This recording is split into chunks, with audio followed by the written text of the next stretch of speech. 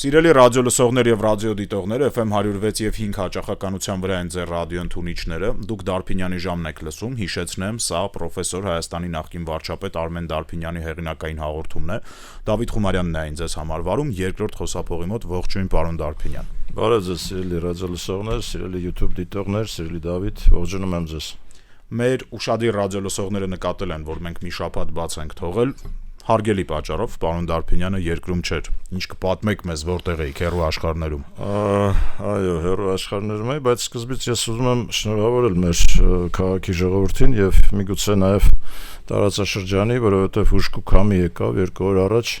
եւ մաքրեց մեր օդը։ 2 օր է ես բաց պատուհանով քնում եմ եւ հաճույք եմ ստանում դրանից, որը նաեւ ցանկանում եմ բոլորս հաճույք ստանանք։ Ցավոք սրտի մենք մնացել ենք քամու հույսին, որովհետեւ հոդաբաշխ ծրագիր ես չեմ տեսնում, դեռևս չի նշмарվում մեր էկոլոգիական վիճակը բարելավելու։ Պետք է ասեմ, որ դա խիստ անհրաժեշտ խնդիր է, հատկապես Երևանի համար, շատ ավելի կարևոր քան տոնածառը եւ այդ հրճվանքը, որը որ տոնածառի կապակցությամբ եւ հարյուրավոր միլիոններ են ծախսվել դրա վրա, ես տեսնում եմ համացանցում, ես չեմ կիսում այդ հրճվանքը։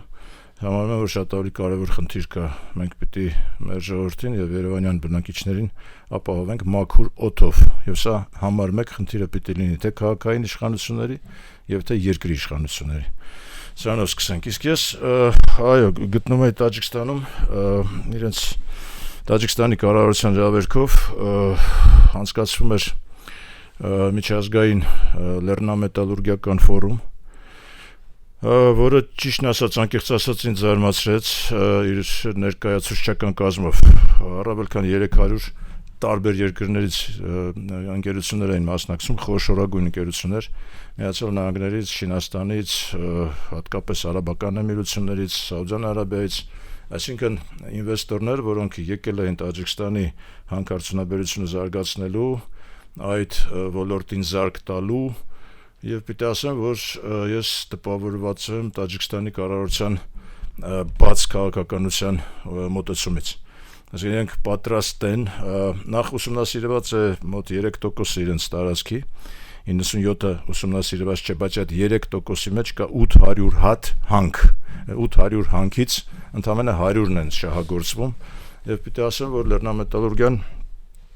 մերպես երկրների համար կարևորագույն նշանակություն ունի։ Գիտես Դավիթ, մենք ավելի ճիշտ մեր ղեկավարները, նախկին ղեկավարները հատկապես շեշտում էին ամեն ուրեք, որ մենք աղքատ երկիր ենք։ Մենք աղքատ երկիր չենք, որովհետև հսկայական հանքային պաշարներ ունենք, եւ ես ճիշտն ասած նախանձով տեսա, թե ինչպես են տաջիկները բացում իրենց երկիրը հանքարդյունաբերության զարգացման համար եւ թե ինչքանով մենք փակ ենք այդ արդյունաբերության զարգացման համար եւ չենք տեսնում բաց տվյալներ, չենք տեսնում ինվեստորների բազմազանություն, որոնք պատրաստ են գան եւ թեկուզ եւ գեոլոգիական երկրաբանական հետազոտություններ անցկացնել եւ պեղել, գտնել, շահագործել, ըստ որում ամենաթարմ, ամենամոդեռնային համակարգերով, տեխնոլոգիաներով մերպես երկրները կարող են ուշադրություն գրավել եւ հետաքրքրություն դեպի իրենց բերել նմանատիպ գործարքներով հանքարդյունաբերությունը Տաջիկստանի օրինակով նույնը կարող եմ ասել Ղազախստանի մասին, նույնը կարող եմ ասել Ուզբեկստանի մասին, դրանք կարևորագույն նշանակություն ունեն իրենց արդյունաբերական զարգացման հետ այդ խնդրում։ Այս հարցի հետ կապակցված գիտես նաև ինչ կասեմ, որ մենք որպես նախկինում արդյունաբերական հզոր երկիր ունենք քիմիական արդյունաբերության հսկա, որը Նաիրիդ գործարանն էր։ Սրանից մոտ 1.5-2 տարի առաջ ես մի գրություն ուղարկեցի կառավարություն եւ կառավարության ղեկավարներից մեկի հետ խոսակցություն ունեցա այն թեմայով, որ մենք պարտավոր ենք վերականգնել Նաիրիդը, պարտավոր ենք վերագործարկել։ Հիմա ես նորից լսում եմ կամ հասնում է տեղեկատվություն, որ Նաիրիդը ուզում են ապամոնտաժեն եւ այդ տարածքում, հսկայական տարածքում հերթական, ուրեմն բնակելի բետոնները շարեն։ Իմ կարծիքով դա սարսափելի, հերթական սարսափելի սխալը կլինի գործող իշխանությունների պարտավոր ենք վերականգնել, հիմա բոլորը կամ ռեկլամում են, այսպես ասած, Ադրբեջանից բենզինի, վառելիքի եւ այլն ներմուծման խնդիրը, ես կարծում եմ, որ շատ ավելի կարևոր է բութադիենի ներմուծումը։ Եթե խոսում եք Ադրբեջանի հետ որևէ տնտեսական համագործակցության մասին, ապա բենզինի կամ դիզվառելիքի ներկրումը մեզ է գցում կախվածության մեջ Ադրբեջանից, որ այնքան էլ ցանկալի չէ։ Բութադիենի ներկրումը Ադրբեջանին է գցում կախվածության մեջ մեզանից։ Եթե ուզում եք այսքան խելոք վարվեք, պիտի սկզբից մտածել, հետո նոր գործողություններ կատարել։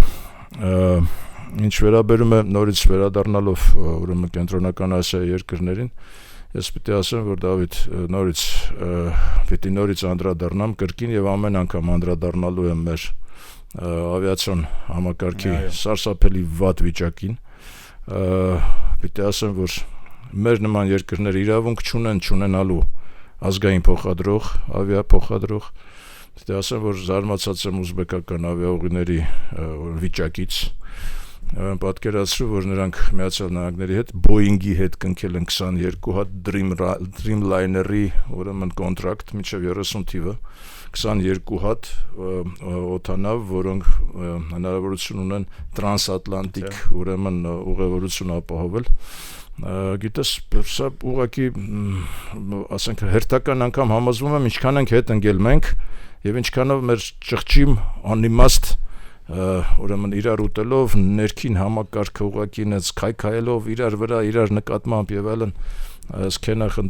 քինախնդրությամբ տարված ենք եւ փոխանակ ուշադրությունը դարձնենք հիմնական խնդիրներին, որոնք այսօր մեր զարգացման ուղղակի հնարավորությունները կարող են ստեղծել եւ դեպի ապագա գոնե ինչ որ վստահություն ունենանք մենք սրա հիման վրա։ Նկատեցի, որ Շվեյցարիայում մի հարցում էր իրականացվել, հատկապես ֆրանսիալեզու Շվեյցարիայի հատվածում, ուրեմն ընդհանրապես տարվա բառ նրանք որոշում են, ելնելով Այդ Օքսֆորդի համալսարանից է, չէ՞, սկսել։ Բոլոր հրապարակումներից ելնելով, ասենք որն է տվյալ տարածքի տարվա բառը։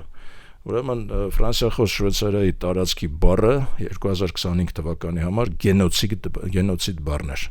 Ուրեմն իհարկե դա կապված էր պաղեստինյան իրադարձությունների հետ եւ շվեյցարական համայնքի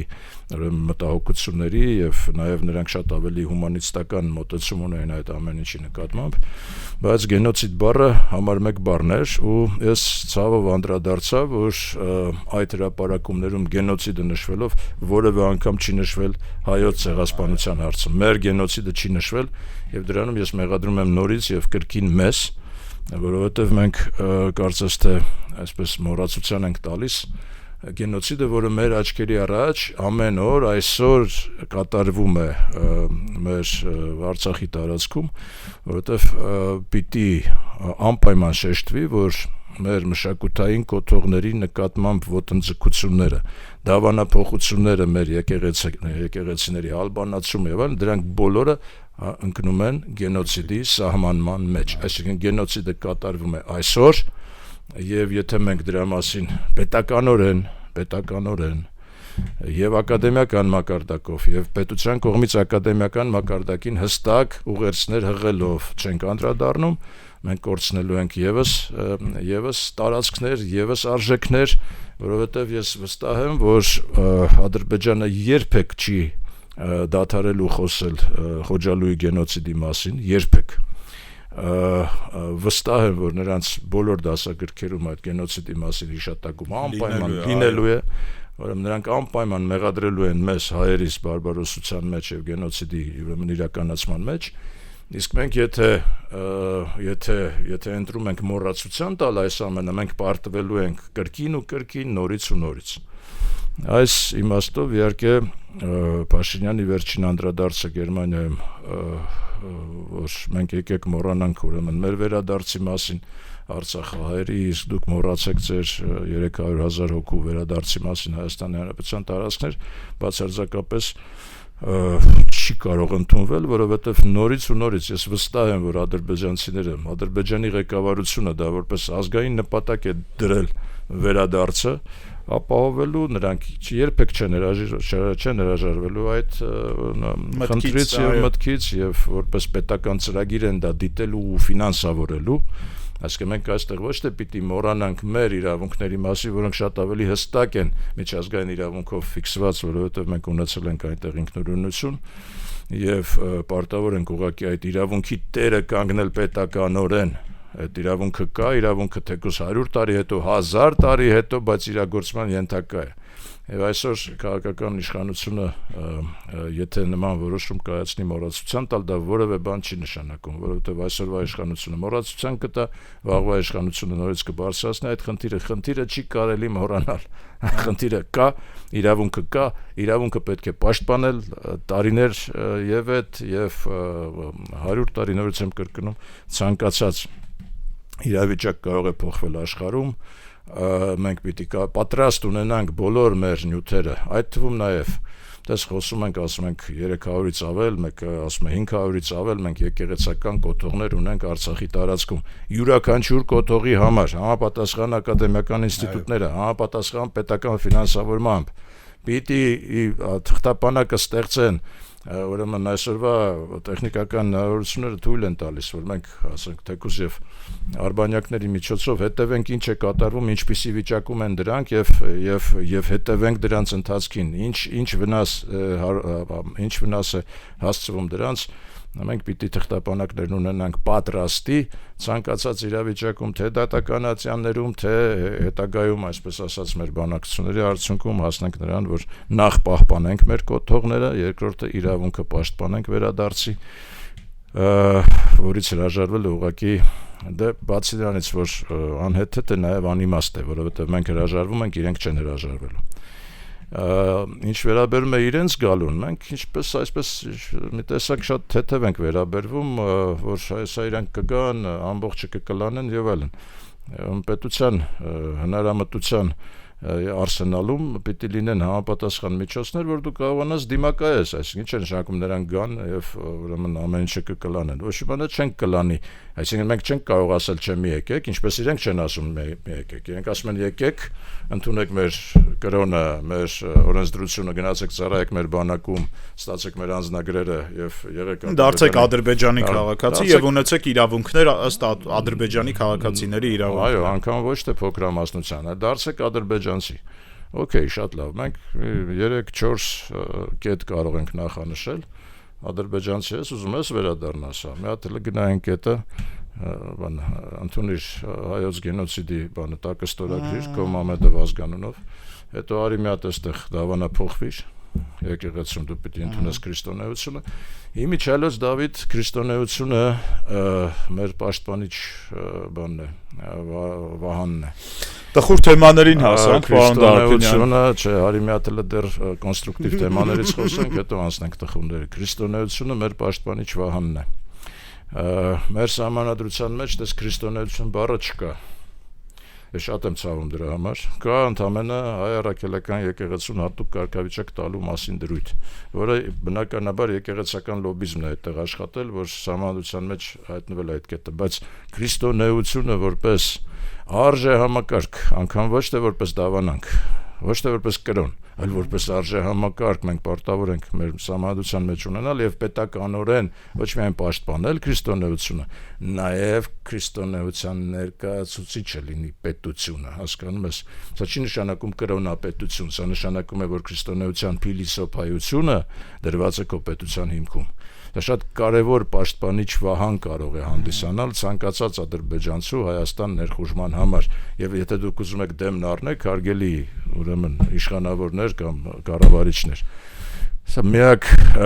միակ ուրեմն պաշտպանիչ վահանն է, որը ամբողջ աշխարհով կհասկացվի դες հիմա այսօրվա տենդենսը հենց դա է, ասենք նախագահ Տրամպը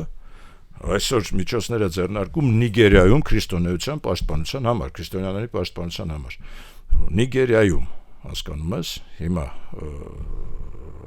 մենք որպես առաջին քրիստոնյա ազգ, հատկապես որպես պետություն, որը ընդունել է քրիստոնեությունը որպես կրոն, Մենք պարտավոր ենք քրիստոնեությունը որպես արժե համակարգ նորից եմ կրկնում, սա վեր լինենք ավելի կրոնական հասկացությունից, որպես փիլիսոփայական կատեգորիա, ես կարծում եմ, որ պարտավոր ենք դա ունենալ։ Բացի դրանից մենք տեսնում ենք, որ հիմա պահպանողական քրիստոնյա մոտեցումները, այդ թվում նաև եվրոպական բան են ունենում, տարածում են ունենում։ Նախ եւ առաջ ամերիկյան, իսկ հետո նաեւ եվրոպական։ Վենսի, երբ որ ելույթները նայում ես J.D. Vance-ի, ես բացի ուրեմն J.D. Vance-ից, ես օրինակ տեսա Սլովակիայում ինչպիսի փոփոխություններ են տեղի ունենալու եւ ինչպիսի առաջարկություններ կան, բացի նրանից, որ այդտեղ, ասենք, աբորտների ուրեմն բանն է, արգելումը, բացի նրանից, որ անգամ այդ սուրոգատ մայրերի ինստիտուտն են արգելում, բայց նրանք մի դրույթ են ուզում մտցնել իմ համանդրության մեջ, որ բոլոր այն հարցերը, որոնք վերաբերում են մշակութաէթիկական խնդիրներին եւ ազգային ուրեմն ինքնությանը, այդ բոլոր հարցերում ազգային օրենսդրությունը գերակայություն ունի եվրոպական, համաեվրոպական օրենսդրության եւ նորմատիվների նկատմամբ։ Սա առաջին անգամ է Եվրոպայում կիրառվելու, Սլովակիան նման քննարկումների մեջ ես վստահ եմ, որ կընդունվի այս օրենսդրությունը եւ դա նշանակում է, որ մենք արդեն Եվրոպայում ունենալու ենք լրիվ այլ իրավիճակ, քան ունեցել ենք մինչեւ այժմ։ Եթե մինչեւ այժմ սեռական փոքրամասնությունների իրավունքների մասին էր խոսքը եվրոպական արժեքների եւ շատ կոնսերվատիվ տրամադրված քաղաքական ուժեր եւ երկրներ, այդ թվում Ռուսաստանը, ծաղրում են Եվրոպան, որ դա ընդամենը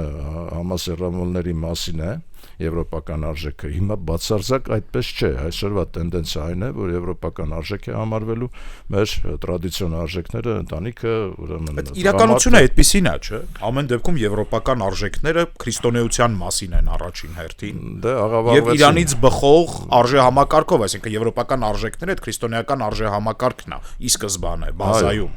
Այո, բազայում հենց դա է եւ դրա համար մենք այդ արժեքները որպես կրող եւ որպես այդ արժեքների հիմքում կանգնած ազգ եւ պետություն այսօր մենք պետք է մեզ դրսևորենք որպես այդպեսին։ Այդ process-ը դրական է գնահատում, թե բացասական, սրա մասին դրական եմ գնահատում։ Այսինքն եվրոպական արժե համակարգ։ Միանշանակ դրական եմ գնահատում եւ ես մեր տեղն ու դերն եմ տեսնում այդ process-ի մեջ, հասկանում ես, այսինքն կոնսերվատիվ արժեքների պահպանման տեսանկյունից մենք որպես քրիստոնեության առաջին երկիր պարտավոր ենք ուղղակի այդտեղ կանգնել հիմքում, ասել այո, ճիշտ է Սլովակը, ճիշտ է, չնայած շատ դեպքերում Սլովակիան նաեւ Ադրբեջանի հետ է ուրեմն բարեկամություն անում։ Դե նրանք նավթի բան ունեն, կարիք ունեն, բենզինի կարիք ունեն, գազի կարիք ունեն եւ այլն, նրանք էլ բան Հունգարիան էլ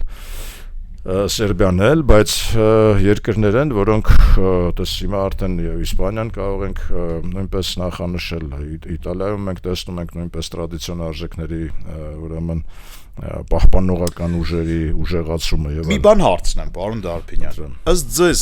եթե Միացյալ Նահանգներում Տրամպը պարտվի, արդյոք Եվրոպայում այդ տրենդը կմնա։ Դե եթե մենք հիմքում կանգնենք, չէ։ Ես կուզեի, որ մենք հիմքում կանգնենք, գիտես, այո, երերուն է այսօր դեռևս միգուցե, բայց իմ կարծիքով core, այսպես ասած, հիմնական պետությունը Միացյալ Նահանգներում կպաշտպանի, այսինքն մեծամասնությունը, հասարակ ժողովրդի մեծամասնությունը պաշտպանում է այսօր Տրամպին,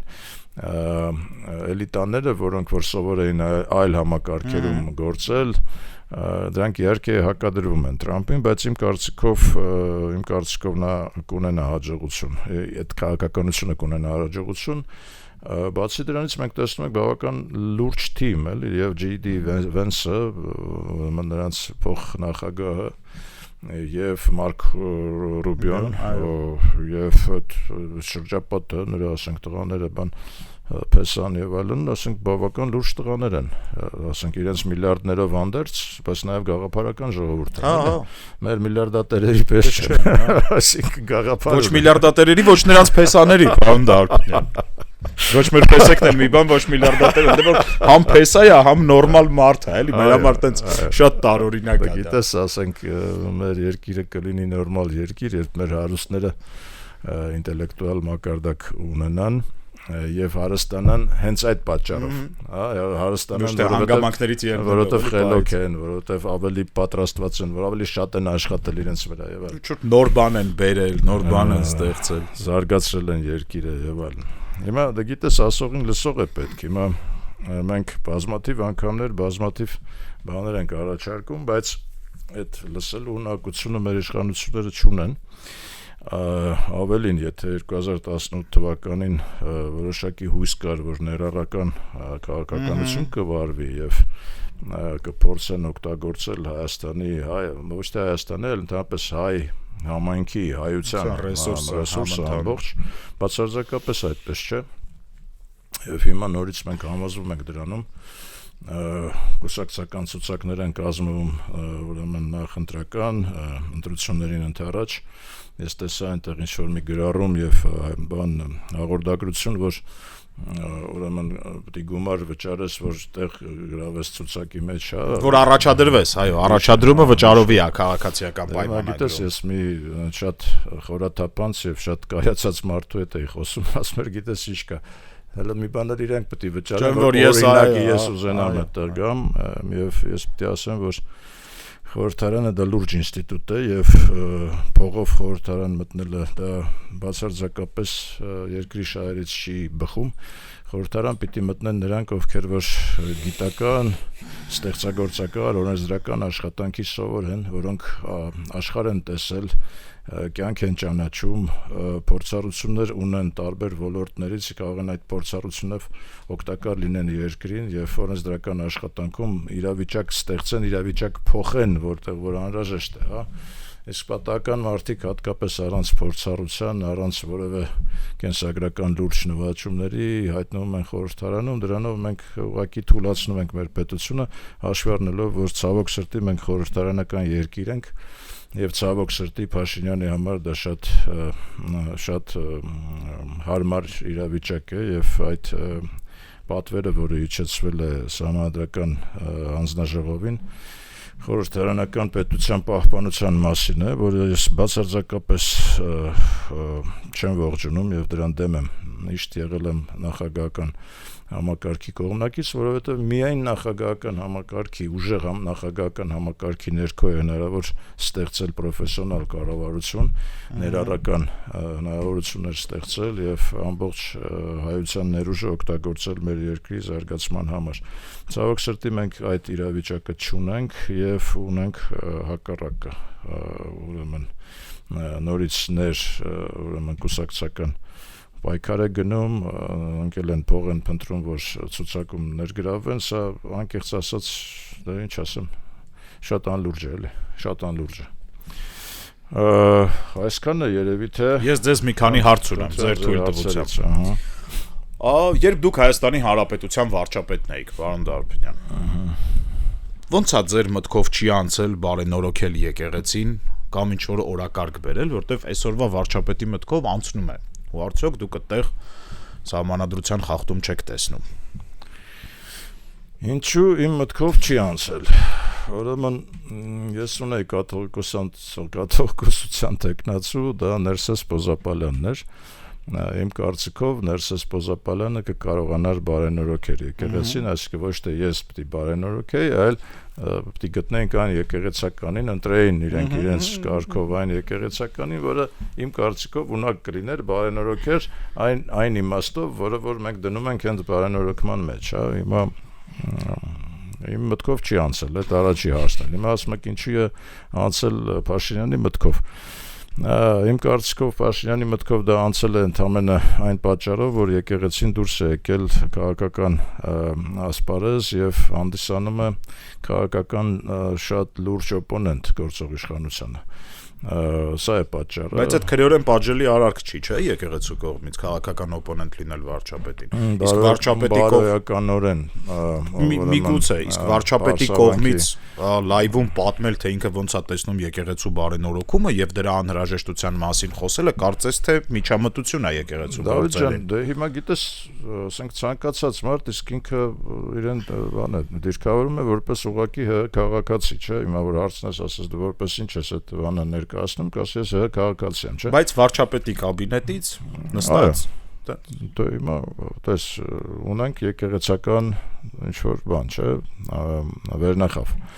որոնք պիտի հավաքվեն եւ ինչ-որ որոշում կայացնեն։ Իրենք պիտի որոշում կայացնեն, որովհետեւ եկեղեցին ինստիտուտ է։ Այդ ինստիտուտի նկատմամբ մենք կարող ենք տարբեր վերաբերմունք ունենանք, լինելով քրիստոնյաներ, մեկը կարող է ընդունել, մեկը կարող է չընդունել, մեկը կարող է ասել, որ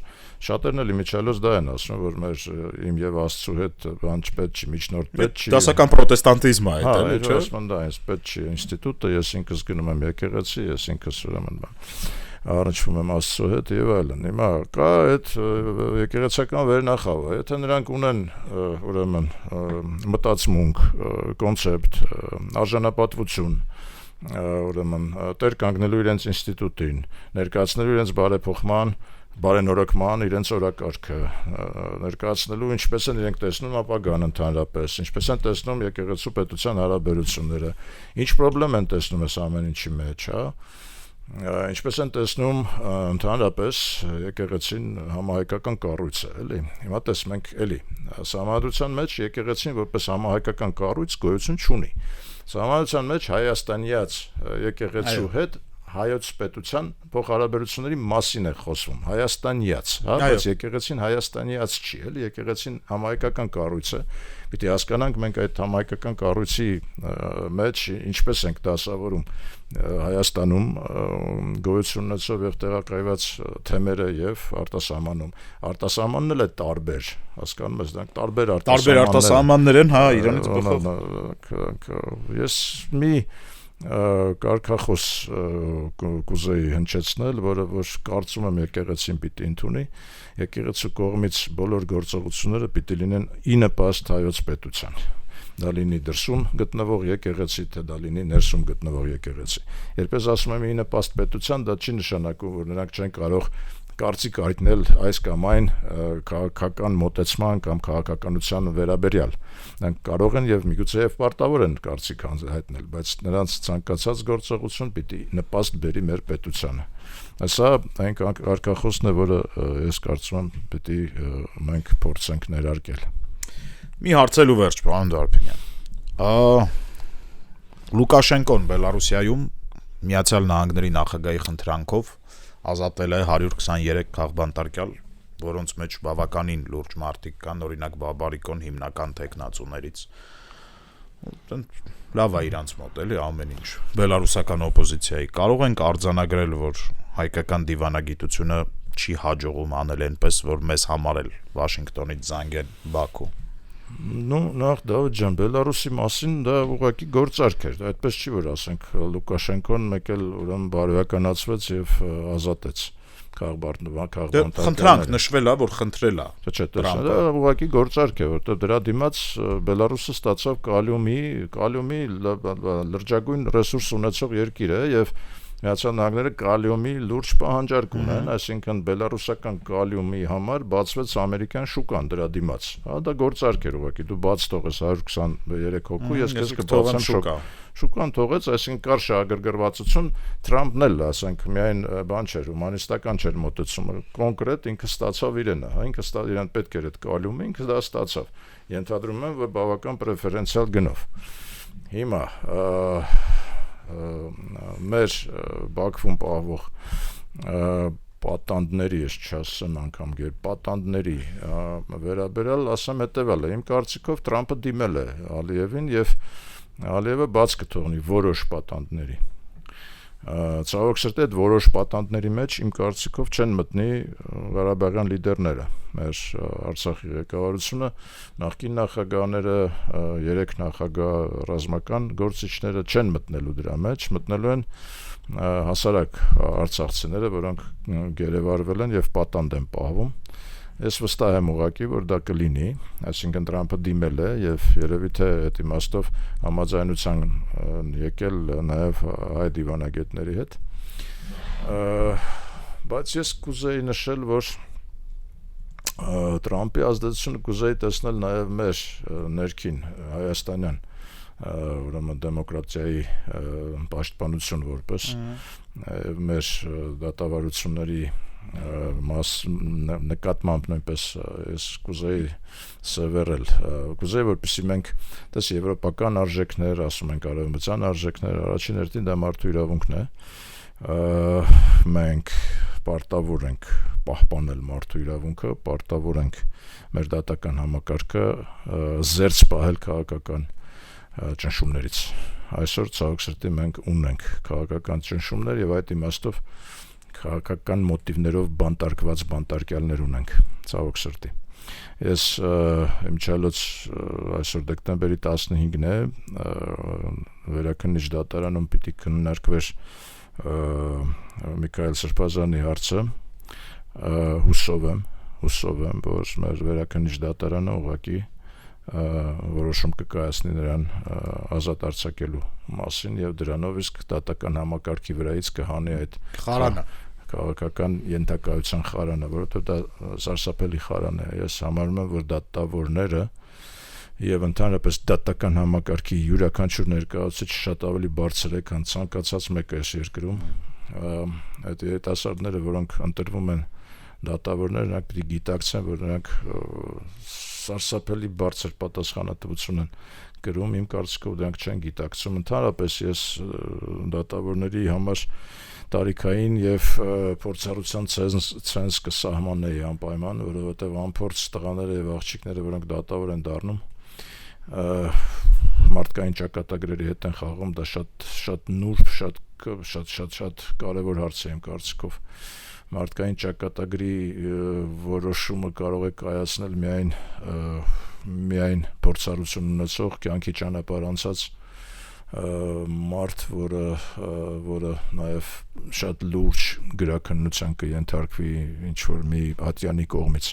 Այսօրվա իրավիճակը այդպեսին չէ, ցավոք սրտի, եւ մենք այդ իմաստով խոցելի ենք որպես երկիր եւ որպես քաղաքացիներ։